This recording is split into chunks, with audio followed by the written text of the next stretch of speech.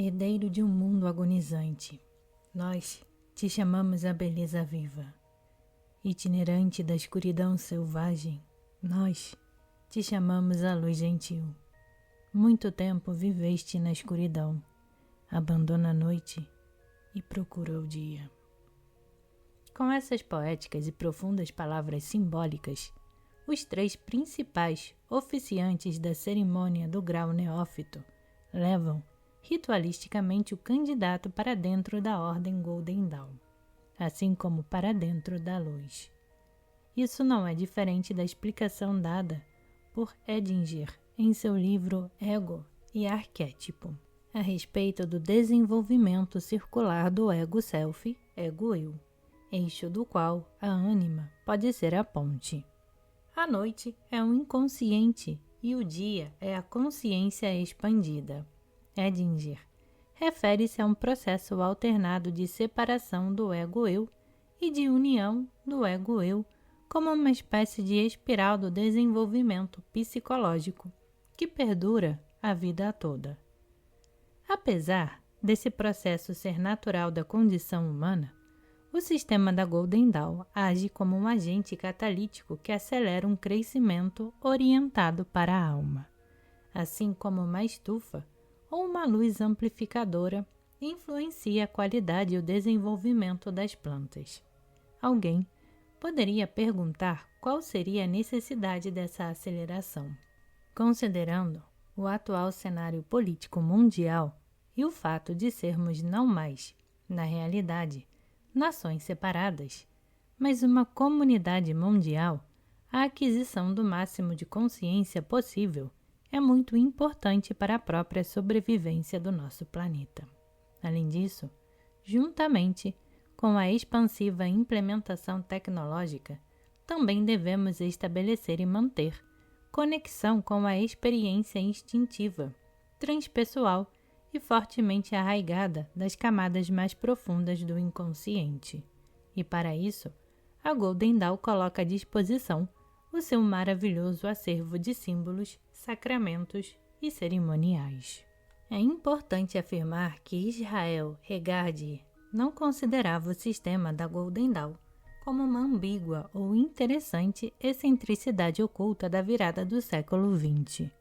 Em sua introdução inicial para a primeira publicação deste livro, no final da década de 1930, ele escreveu: "É por isso que considero a magia da Golden Dawn, sua técnica da iniciação, de suprema e inestimável importância para toda a humanidade. Na Golden Dawn, o trabalho da psicologia acadêmica pode encontrar conclusão lógica e vantagem para desenvolver ainda mais a sua contribuição particular para a vida e a cultura modernas, pois essa técnica de psicomagia de iniciação cerimonial aponta para a solução do problema da ânima. Levantai-vos, brilhai, pois a vossa luz se manifestou." E Regardie manteve essa posição incondicionalmente até a sua morte em 1985. Pensar a respeito e compreender totalmente o uso de termos como oculto ou magia, além de suas conotações historicamente negativas e até chocantes, é fundamental. A associação dessas palavras com magia negra ou satanismo foi resultado de histerias, encenações narcisistas, interesses da mídia ou de psicoses.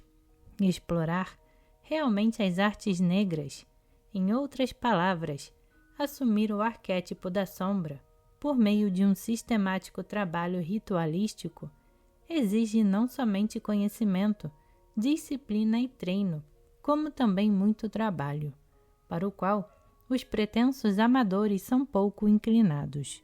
Para nós, integrar nosso lado sombra é um processo necessário e trabalho de uma vida. Porém, é um processo que conduz à realização do eu. A esse respeito, Edinger comenta: todos esses aspectos da sombra rejeitada equivalem ao rei, o que psicologicamente significa que a aceitação da sombra mais a compaixão pelo homem inferior equivalem à aceitação do self, eu. As massas rejeitaram e não integraram as suas sombras desde a queima das feiticeiras de Salem até censuras de letras das músicas de rock. O oculto nada mais significa que o estudo do que está escondido, além da percepção dos 5 sentidos. A eletricidade poderia ser considerada uma força oculta, como de fato assim foi para o homem primitivo, que participou do mistério, na manifestação de uma tempestade elétrica. Pois isso estava além dos limites da normalidade. Entretanto, a eletricidade não é mais uma força mágica, já que o homem moderno a compreendeu e controlou. Da mesma forma, existem forças além da eletricidade e da energia nuclear que esperam ser descobertas e definidas pelo homem. E como Crowley disse, magia significa criar mudanças voluntariamente por meio da consciência. O alquimista precedeu o químico e o astrólogo precedeu o astrônomo. E o mago é o limiar de uma fronteira interior que engloba as possibilidades ilimitadas do universo manifestado e desconhecido, como sendo contido, dormente, mas inevitavelmente atualizado dentro da psique. Não há melhor explicação da estrutura, função e conceitos básicos do sistema da Golden Dawn do que aquela proporcionada por Regardie em sua introdução à primeira edição deste livro, e aqui reproduzida. Páginas adiante. Essa narrativa extensa e esclarecedora exige que seja relida várias vezes. A Golden Dawn é um sistema de descoberta, de um diálogo e até de argumento com o inconsciente coletivo, e não se trata de religião, filosofia, tampouco de um culto. No momento em que o candidato está para assumir a obrigação de neófito, o hierofante lhe assegura que nessa obrigação nada há de contrário aos seus deveres civis, morais ou religiosos.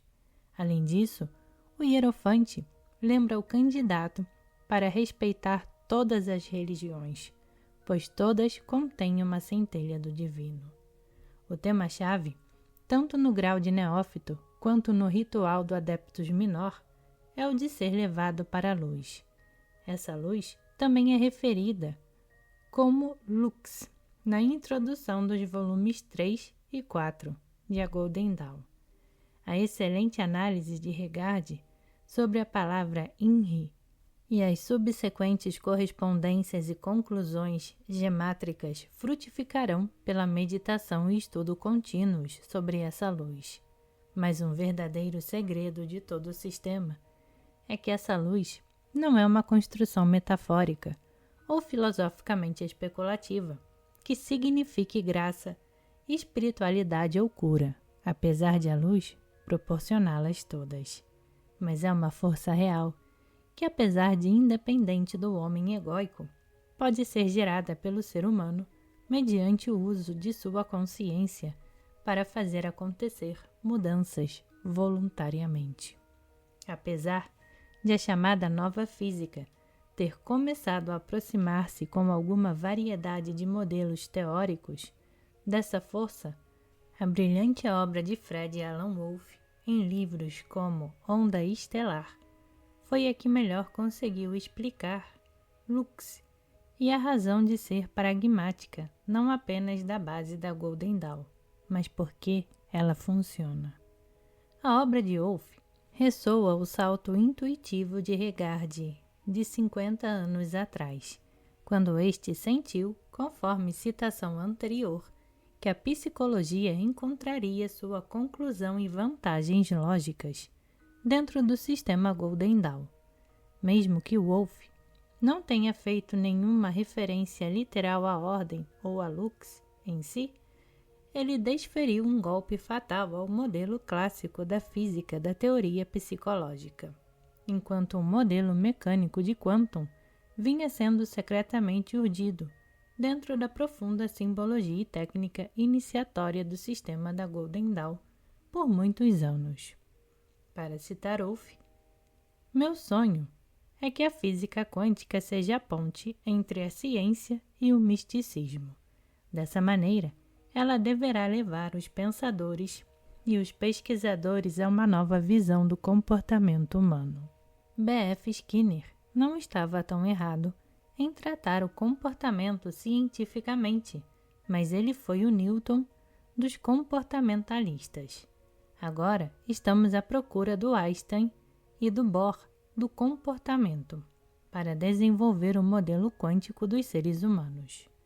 Lux é gerada de inúmeras maneiras e por meio da magia cerimonial, da técnica do pilar do meio, da fórmula vibratória do pilar do meio e da abertura pela torre de vigia.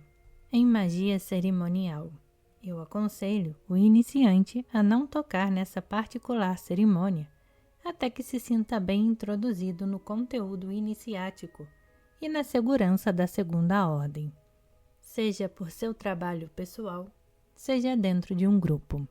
Mais adiante desta introdução, oferecerei sugestões para o indivíduo planejar uma abordagem adequada e segura para esse trabalho. A luz desconhece moral e regras conscienciosas. O fogo pode queimar a sua mão tão certamente quanto pode cozinhar sua receita preferida. Mas esse é o fogo sagrado e amorfo, que tanto se manifesta em nosso ambiente externo, na tela de uma geração consciente e disciplinada de imagens. Crowley colocava uma grande ênfase no desenvolvimento do aspecto da geração concentrada de imagens da consciência, quanto por meio dos complexos automáticos e inconscientes de nossas personalidades. Por isso, Regard insistia sobre alguma forma de trabalho psicoterapêutico, assim que o inconsciente fosse ativado pelo trabalho ritualístico, pois ainda não seria possível para o neófito ter conhecimento da possibilidade de controlar a geração de imagens com a consciência, nem os consequentes efeitos que isso poderia ter em sua vida pessoal, e muito menos ter disciplina para implementá-la. O neófito também não teria condição de saber a respeito dos cães adormecidos, para usar uma frase de Blavatsky, ou dos complexos inconscientes da personalidade e de como essas nossas partes desconhecidas influenciam nossas vidas. Isso nos leva a uma discussão sobre iniciação. Iniciação significa um começo, e se for realizada adequadamente, levará o candidato a um limiar e a uma fase totalmente nova de experiência. A iniciação não traz alegria ou desejos realizados. Trata-se de um ponto de partida para um trabalho difícil, e uma vez que os símbolos são ativados dentro da esfera do candidato, pode levar muitos meses e até anos de difícil trabalho interior para ir de um grau a outro. A realização interior de um grau ritualístico proporciona, realmente, uma nova percepção, mais liberdade pessoal sobre os próprios automatismos, um progressivo controle sobre a geração consciente de imagens e uma força maior. Mas, para muitos de nós, isso representa uma vitória árdua e penosa. Quanto a quem está apto a iniciar, os temas sucessão ou linhagem ou transferência de poder foram debatidos durante anos, com seus prós e contras. No final, a única pessoa que pode verdadeiramente iniciar outra pessoa é aquela que não somente realizou o trabalho correspondente a esse grau em particular, mas completou a ordem para a qual ela inicia a outra pessoa. A totalidade dos símbolos deve estar dentro da esfera de sensação do iniciador. Do contrário, pouco será ativado no candidato, e o ritual se tornará um teatro superficial. É como Jung escreveu no prefácio de um livro de Michael Fordham. O tratamento da transferência revela, em uma luz cruel, o que o agente curador realmente é. Trata-se do nível em que o analista pode lidar com seus próprios problemas psíquicos. Assim como o analista não pode guiar um paciente por um território com o qual nunca se deparou dentro de si mesmo, assim também a eficiência do iniciador baseia-se em como ele construiu o templo que não é feito com as mãos, dentro de sua própria psique.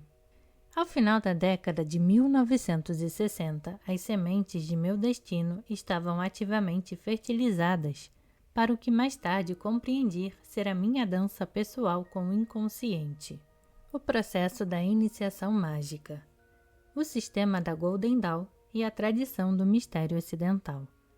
No início de 1969, tive uma breve, embora inebriante, exposição à análise junguiana, em São Francisco. Ao final de 1969, por uma poderosa sincronicidade, fui informada a respeito de uma organização em Los Angeles denominada Construtores do Aditum, fundada por Paul Foster Case. Mais tarde descobri que, no início de 1900, ele participara de um templo da Golden Dawn. Levou um ano inteiro para que essas conexões amadurecessem, antes de me envolver assiduamente com as excelentes aulas por correspondência com Case. O seu trabalho me introduziu no excitante e rico mundo do simbolismo do tarô, da cabala e dos rituais básicos. Essas lições me proporcionaram desde então uma sólida base para uma parte significativa de minha carreira na arte da magia. Naquele primeiro ano, eu tinha uma forte sensação a respeito da importância e brusca mudança de consciência que manifestava frequentes experiências místicas e um cotidiano sentimento penetrante de espiritualidade em minha experiência de vida, ao redor e dentro de mim. Ao olhar para trás, em meu diário daquele ano, as anotações parecem superficialmente ingênuas e quase infantis, no sentido de haver encontrado confiança no tratamento transpessoal e uma doçura e alegria na vida. Isso não era diferente do que Regard considerou em seu livro O Olho e o Triângulo como despertar que surge involuntariamente e não pode ser determinado por boas obras, desejos conscientes, nem pelas melhores intenções. Eu me tornara uma nova e questionadora criança do universo. Usufruí desse tipo de experiência quase diária, durante pelo menos um ano, da mesma forma que um recém-nascido gosta de mamar no seio quente de sua mãe.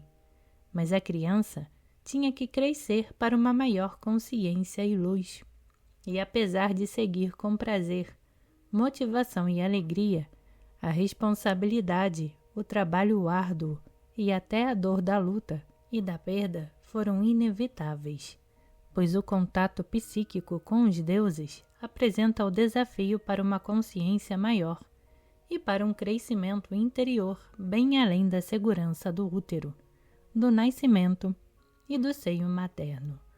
No outono de 1971, eu havia notado acidentalmente uma cópia da edição daquela época do Golden Dawn de Regard em uma livraria. Perscrutei os 4 livros com uma combinação de pasmo, confusão e reverência. O material era de difícil compreensão e lembro-me de que, ao folhear as páginas, eu passava por momentos de medo, Alice caindo no poço do coelho, assim como por uma sensação de reconhecimento e de constatação de que essa leitura mudaria totalmente os meus usuais conceitos sobre a forma de enxergar a vida. O meu lado racional sentia-se pronto para uma queda. Acabei por deixar os livros na prateleira da loja. Nas semanas seguintes, as palavras de Regard ficaram mais intensamente percebidas por uma variedade de outros incidentes. No início de outubro, sem qualquer solicitação, um estranho espontaneamente me deu o número do telefone de Regard e incentivou-me a entrar em contato com ele. Falei com Regard pela primeira vez em 9 de outubro de 1971. Em meu diário, simplesmente anotei: procuro iniciação. Ainda escrevi: quão doce é a rosa.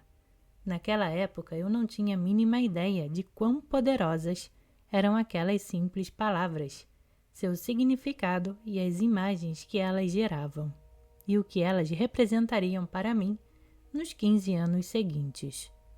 Durante a noite de 20 de outubro de 1971, eu tive a minha mais poderosa e talvez última experiência mística desse período inicial.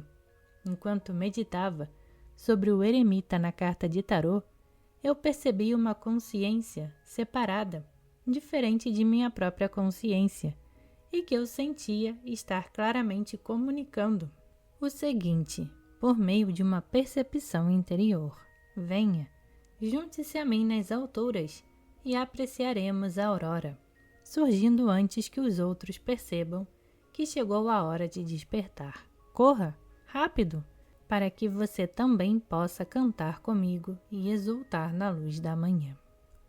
2 dias mais tarde, eu estava sentada em frente a Regard em seu escritório de Studio City, Califórnia. Eu tinha 25 anos e nada sabia a respeito da ordem hermética da Golden Dawn. Eu sabia que Regard estivera praticando terapia reichiana naquela época. E nesse primeiro encontro, eu tinha o propósito de me apresentar e colocar algumas perguntas a respeito da técnica de Winhenhai Reishi. Ao mesmo tempo, explorando o motivo pelo qual ele achava que a psicoterapia era tão importante ao lidar com a magia, mas minhas perguntas ficaram sem respostas. Depois de um certo tempo, ele me pediu para ler em voz alta uma passagem extensa do livro A Luz no Caminho, que é interessante citar aqui, porque proporciona ao estudante a primeira noção do gênio pessoal, ou mais poeticamente, do anjo da guarda. Fique de lado na iminente batalha, e apesar de lutar, não seja você mesmo o guerreiro. Procure o guerreiro e deixe que ele lute em você. Escute as suas ordens e obedeça. Obedeça-o, não como se fosse um general, mas como se ele fosse você mesmo, e as suas palavras como se fossem os seus desejos secretos, pois ele representa você, mas é infinitamente mais sábio e mais forte que você.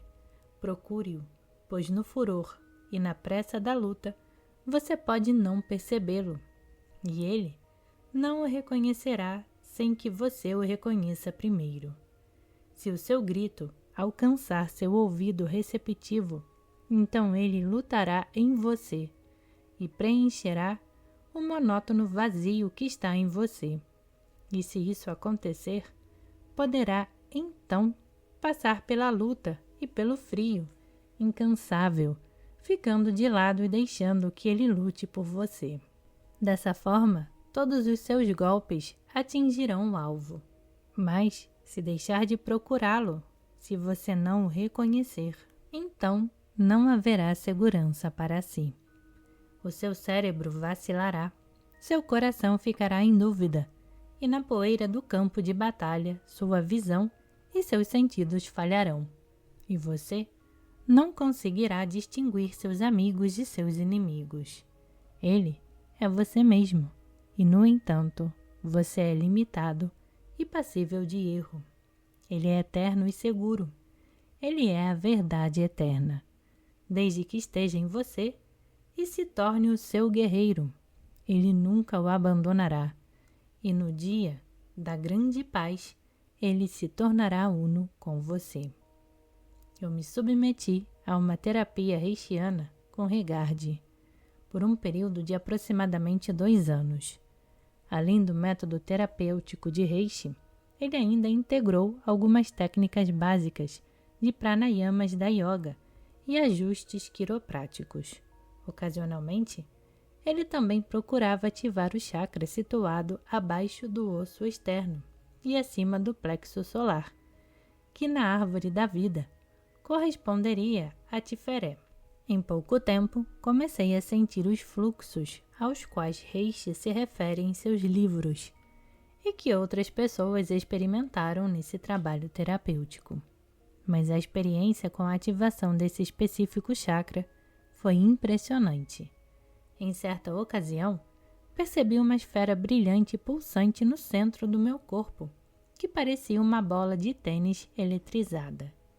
Entretanto, anos mais tarde me convenci de que essa espécie de ocorrência não era somente o resultado bem-sucedido de Regardie como terapeuta reichiano, mas também graças aos muitos anos de seu dedicado trabalho com a técnica do pilar do meio, a qual ele frequentemente se referia como sine qua non de todo o trabalho mágico. Em outras palavras, Regardie foi capaz de, por um processo de indução, introduzir-me a poderosa energia de cura criativa das profundas reservas do inconsciente e com a ausência de terapia verbal. Wilhelm Reich chamou essa energia de orgone e, em sua opinião, é o que inúmeras gerações anteriores reverenciaram e adoraram como Deus. Um discípulo de Jung pode chamá-la de alma, de eu ou de significado, dependendo da interpretação individual. Um discípulo de Freud pode relacionar esse fenômeno à liberação da libido, mas o mago chama essa experiência e esse fluxo de energia de lux. E com treinamento adequado e dedicação, ele tem a capacidade de liberá-la sem a ajuda de uma pessoa ou de um agente externo. Regardie possuía uma grande habilidade para gerar essa energia rápida e eficientemente. Entretanto, em 1982, ele me disse que esse mesmo resultado poderia acontecer caso um indivíduo trabalhasse a técnica do pilar do meio 2 vezes por dia, durante um período significativo de tempo. Se esse trabalho diário fosse combinado com o apoio do relaxamento e de uma prolongada respiração rítmica profunda, o indivíduo poderia, de fato, tornar-se o próprio hierofante de si mesmo e confiar em que o gênio pessoal o guiasse dentro da pura intenção do esforço sincero. Um dia, durante minha terapia com Regardie, ele colocou em minhas mãos um exemplar do livro Os Livros Sagrados de Crowley. Naquela época eu tinha lido muito pouco sobre Crowley. Regardie pediu-me que abrisse o livro aleatoriamente e sugeriu que, assim fazendo, eu teria um sentido mais consciente do meu Dharma ou destino. Abri o livro no caminho do Tave, o caminho de Saturno, o plano astral, e o caminho do inconsciente, a minha dança com a vida interior, a vida não racional e inconsciente, abençoadamente se desvelou desde então. Minha terapia com Regardie terminou em 1974, e durante os 2 anos seguintes, mantivemos contatos ocasionais. Com a minha saída de Los Angeles, mantive contato por correspondência durante muitos anos. Durante esse período, ele continuou sendo reticente a respeito de qualquer discussão sobre assuntos de magia.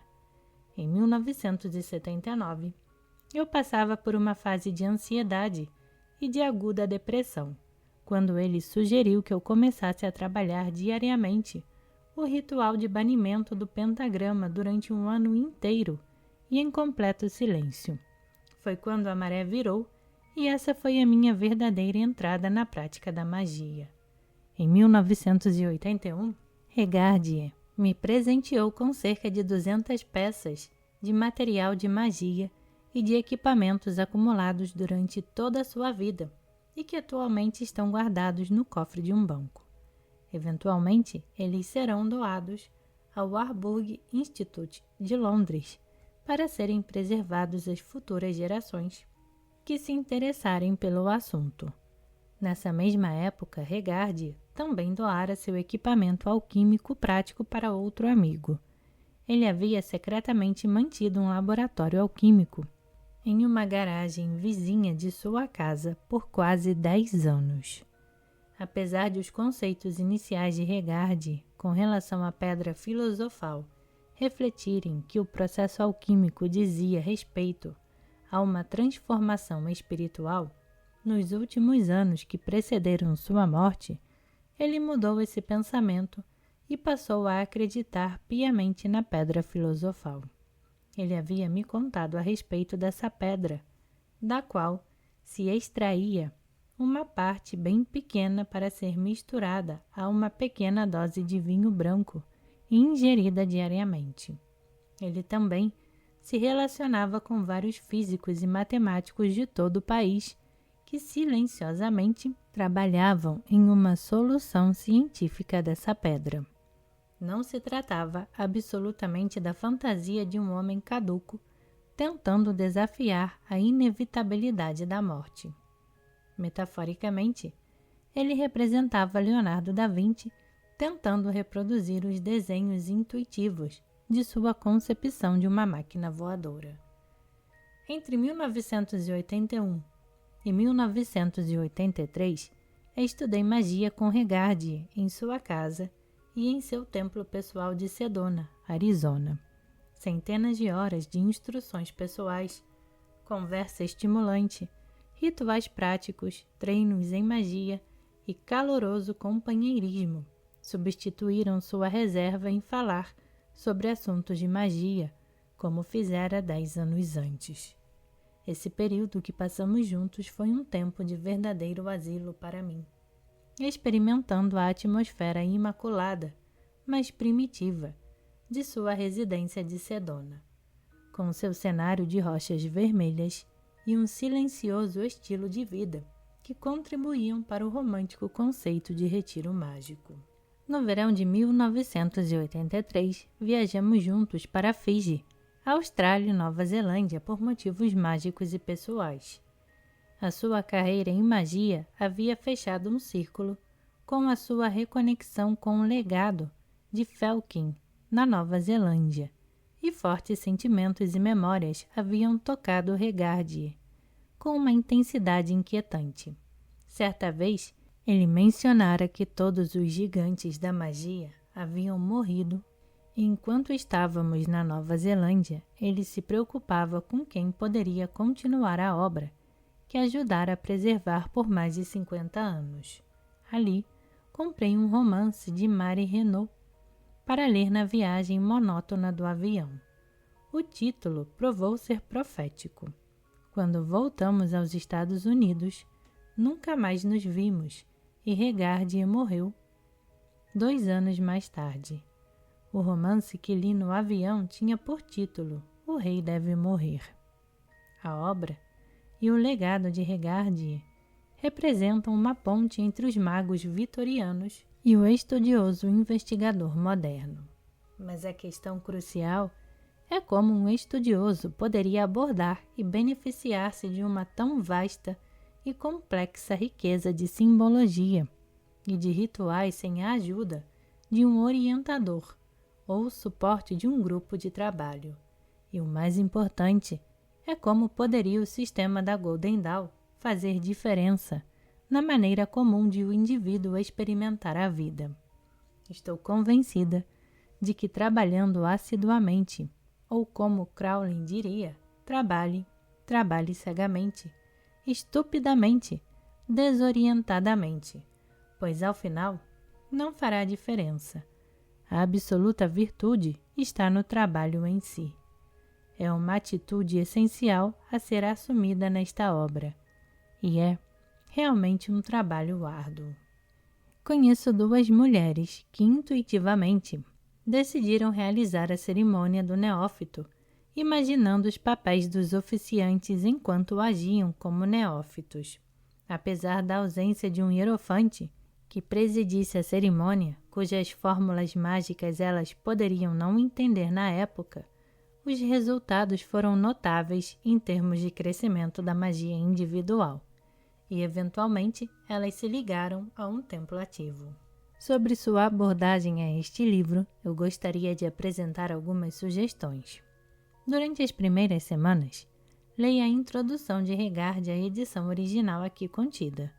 Sugiro também que faça várias leituras cuidadosas, pois isso proporciona ao estudante uma síntese da história, da estrutura e da função, não somente da ordem hermética da Golden Dawn, mas da própria grande obra. Permita que esse material se ajuste profundamente em sua consciência, refletindo, meditando ou associando qualquer variedade de imagens ou ideias.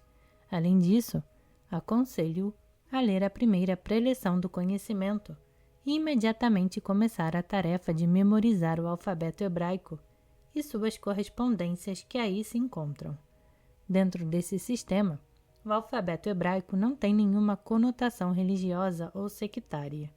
Suas letras são consideradas símbolos genéricos e sagrados, portais poderosos para o mundo interior, e não estão associadas a dogmas ou a organizações religiosas esotéricas.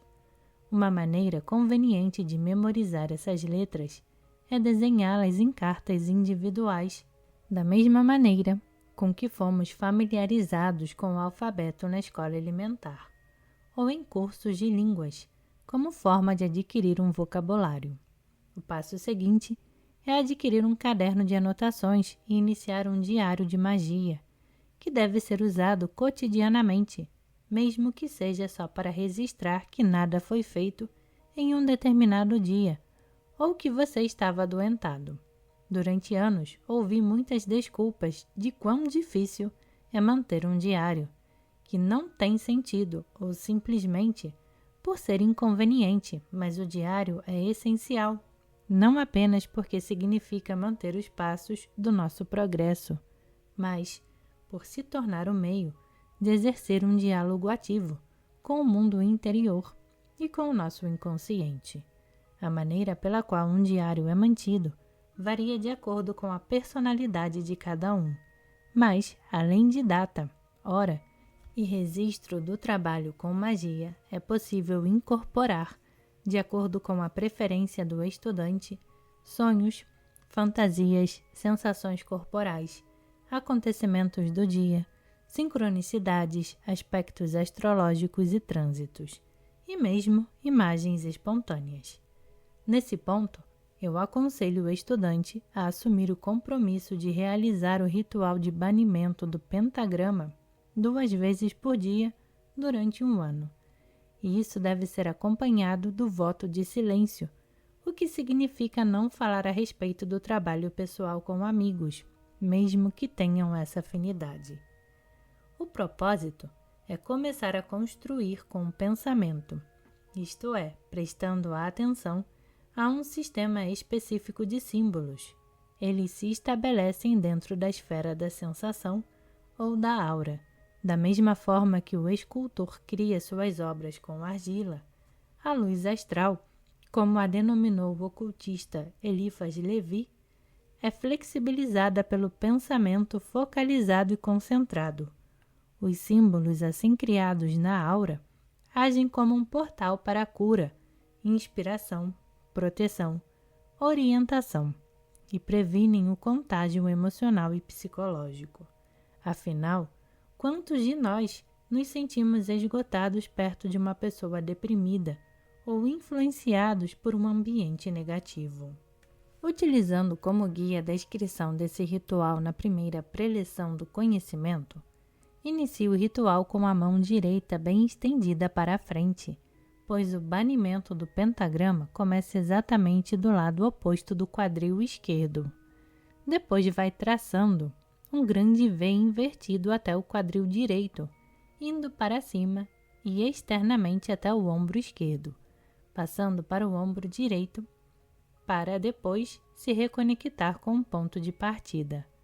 A adaga nunca é abaixada e com ela você traça um círculo ligando cada pentagrama. O traçado é imaginado como uma chama azul pontilhada de dourado, bem parecida com a chama do gás.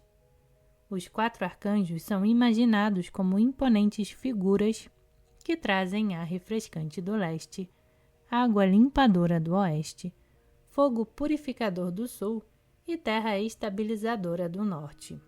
O ritual é realizado sem esperar resultados, mudanças ou força, mas silenciosamente trabalhado durante um ano inteiro, prestando atenção em como ele afeta a personalidade e a vida exterior. Da maneira ideal, deve ser realizado em um mesmo espaço, longe dos olhares de outras pessoas, e, se possível, isolado das interferências cotidianas. Nesse ponto, aconselho o estudante a ler o ritual do neófito, de forma lenta, atenta e contemplativa durante um período de pelo menos um mês, mantendo sempre a devoção diária do ritual de banimento do pentagrama e continuando com o trabalho de memorização anteriormente mencionado. É dentro desse ritual que se encontram as fórmulas para as futuras operações práticas de magia, assim como o meio pelo qual o candidato é levado para a luz. A importância desse ritual não deve ser enfatizada além do necessário, tanto por seu conteúdo, movimentos e identidades dos dirigentes, bem como por uma espécie de glamour que é criado em uma série de discursos. Apesar de o estilo da escrita ser às vezes obscuro, este não é um ritual que deva ser entendido apenas em termos de seu conteúdo, mas também deve ser experimentado de forma isenta de qualquer explicação racional de conteúdo. E isso é facilitado enormemente pelo estilo da escrita. Ao final desse mês, o estudante pode querer agregar a meditação do neófito, que também faz parte da primeira preleção de conhecimento.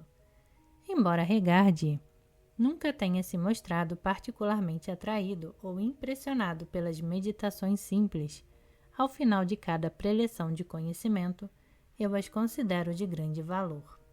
Esse é, então, o esquema por mim sugerido para abordar cada um dos rituais elementais e as preleções de conhecimento da ordem externa que seguem o ritual do neófito. Os rituais elementais foram criticados por diversas cortes quanto à sua superficialidade ou à continuada manutenção da charlatanice do ocultismo vitoriano. Nada pode estar tão longe da verdade. Todos aqueles que expressam essas alegações não experimentaram esses rituais em um templo, repetidamente, nem apreciaram seu valor, sua estimulante possibilidade e seu frescor permanente. Se o estudante perseverar, lentamente com disciplina, nesses rituais, por pelo menos 6 meses, uma real e firme fundação será verdadeiramente estabelecida. Nesse momento, o estudo dos rituais da ordem interna e o material dos livros 4, 5 e 6 não somente serão fáceis de entender, como fértil solo interno dentro da psique estará preparado para o plantio, a fim de que a poderosa vida interior possa gerar sementes.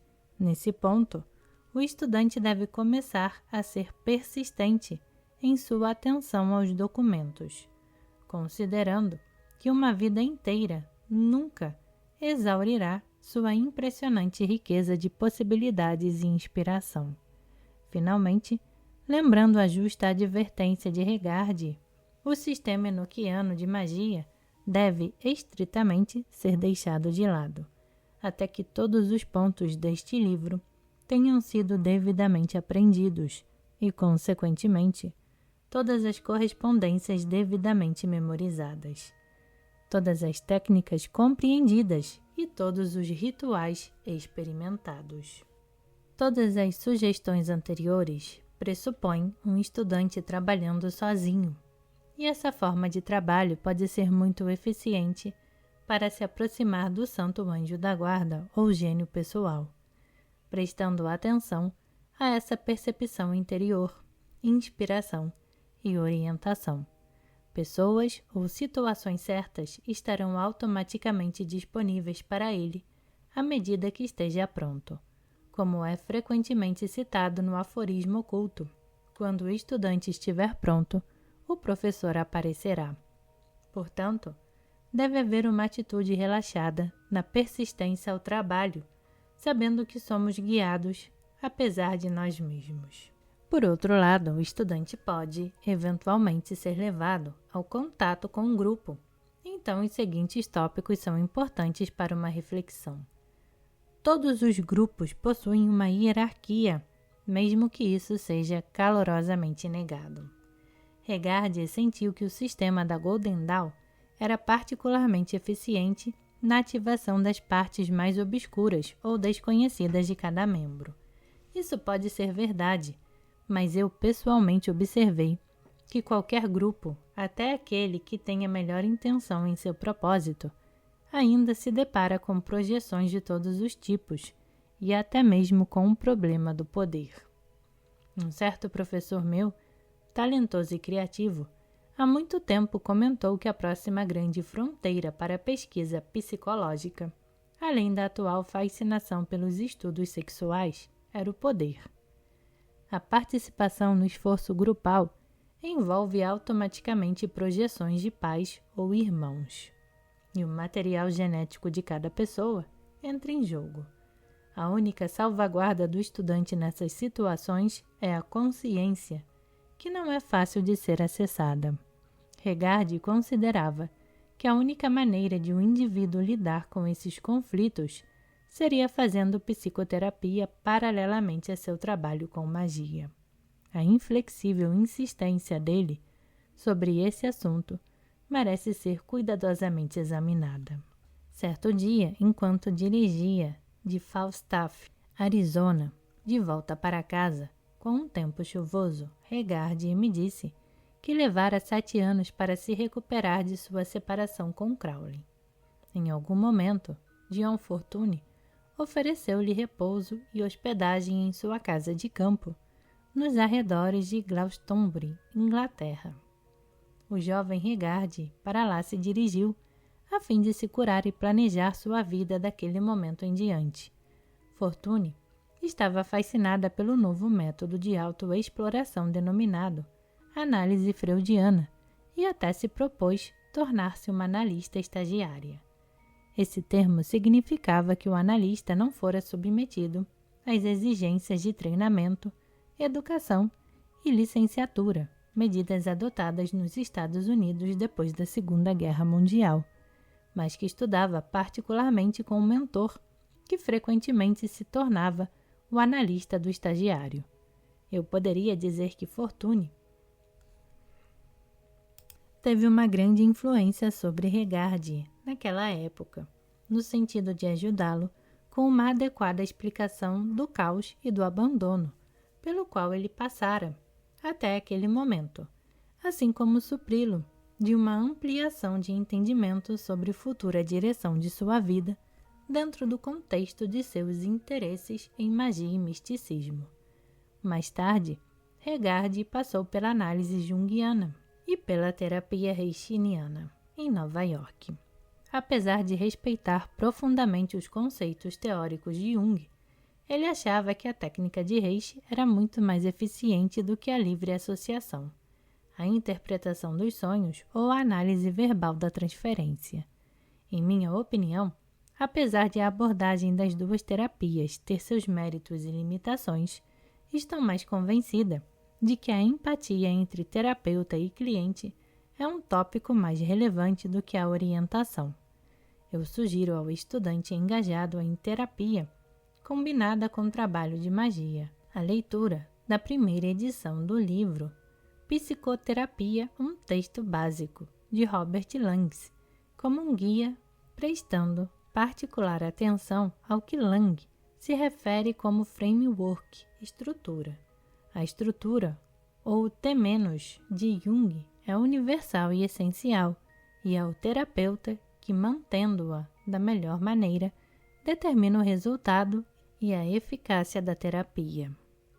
Na primeira edição do livro Pilar do Meio, de 1938, Regard escreveu: essas ideias são mencionadas não porque uma união sistemática da arte e da magia com a psicologia será aqui apresentada, mas na esperança de que esse esforço incentive um psicólogo familiarizado com as técnicas mágicas e místicas a tentar essa tarefa. Quem conseguir juntar as duas indissoluvelmente terá a eterna gratidão da humanidade. Portanto, esse livro também será de grande valor para os terapeutas que desejem explorar seu conteúdo para novas ideias e sugestões catalisadoras de renovação da pesquisa científica. O livro, A Psicologia da Transferência de Jung, é incrivelmente iluminado pelos conceitos da Golden Dawn sobre o rosacrucianismo e alquimia, quando Jung fala da rosa em sua obra, interpretando-a como a rosa cruz da ordem interna, as associações e os discernimentos estão profundamente enriquecidos, sabendo que esta não é uma referência alquímica oculta, mas um poderoso mecanismo para qualquer tipo de propósito prático. Além disso, o desenvolvimento de Edinger sobre esses temas em seu livro Ego e Arquétipo, como o Sangue de Cristo ou os 4 Elementos, é notadamente intensificado quando ele é compreendido pelos respectivos conceitos da Golden Dawn relativos à letra hebraica Shin ou ao significado dos 4 elementos sobre o altar do hall do neófito. A corrente da ordem hermética da Golden Dawn está viva, como uma brilhante chama reavivada pela paciente preservação de Regardie durante os últimos 50 anos, apesar das tempestades que ameaçaram extingui-la quando ela se tornar apenas uma pequena centelha. E o estudante encontrará essa corrente pelo trabalho interior pessoal, e não por meio de organizações externas, iniciações pagãs ou resultados divulgados aleatoriamente. Em seu livro A Verdadeira e Invisível Ordem Rosa Cruz, Paul Foster Case escreveu: existe uma verdadeira ordem Rosa Cruz. Se você for devida e verdadeiramente preparado, sem dúvida alguma você fará contato no devido tempo. Eu não condeno os impostores, eles próprios se condenam. Llewellyn Publications e Carl L. Warshawski devem ser parabenizados pela apresentação especial desta importante obra. O fato de a paginação ter sido mantida para propósitos de referência e futuras pesquisas da edição original é somente um exemplo do comprometimento contínuo de Llewellyn com altos padrões e impecável qualidade. Muitas pessoas tiveram um inestimável papel em minha vida desde 1980 e gostaria de agradecer mencionando alguns deles. Os editores que participaram desta edição, Anupassana, George Wilson e House Nutt, dedicaram grande parte de seu tempo e responsabilidade para fazer desta edição sem paralelo em importância e quantidade de material. Adam Forrest foi o meu companheiro e guia fiel da Golden Dawn, e Dick Cicero conseguiu a difícil tarefa de atualizar o simbolismo da Golden Dawn raramente acessível. Também gostaria de agradecer a Stefan Holler pela primeira luz, a Don Craig pela conversa e ideias estimulantes e aos meus caros amigos do Novo México por me aproximarem do feminino. Finalmente, quero agradecer de coração a Richard Auger, PhD, por sua paciente participação em minha perigosa jornada noturna no mar. Quando Regardie terminou a sua introdução à edição original, ele concluiu dizendo que sua obra estava completa, mas o meu trabalho, o seu trabalho e o de todos nós, como verdadeiros fratres e sorores, que procuramos o rubi rosa, a cruz dourada e a verdadeira pedra dos sábios, a nossa obra está apenas começando.